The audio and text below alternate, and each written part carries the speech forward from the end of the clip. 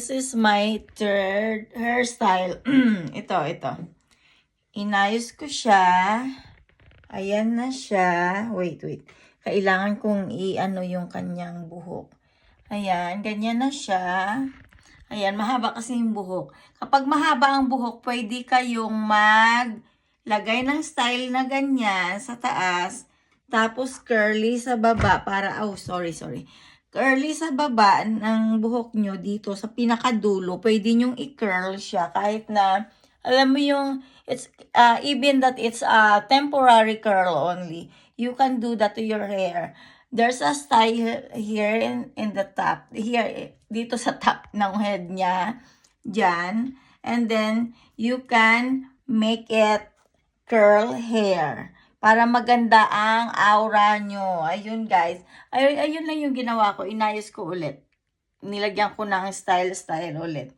Pero, I make another new one. At siya nga pala guys, thank you sa inyo. Thank you sa panunood nyo ng video ko. Kahit yung minsan, puro kalukuhan. Yung, sa totoo lang kasi may pagkaungo din talaga ako. Minsan, I say something serious but it's not serious. You know, I do that video to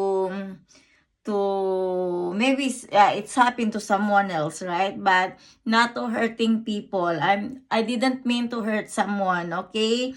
By the way, this is my mannequin face, yeah. And I hope that I can have whole body mannequin someday with hair, and I can make my own clothes design using my mannequin. At gusto kong ilabas ang talent ko sa pamamagitan ng YouTube channel ko. I want to show my talent. By the way guys, thank you so much. Have a nice day sa inyo. Bye!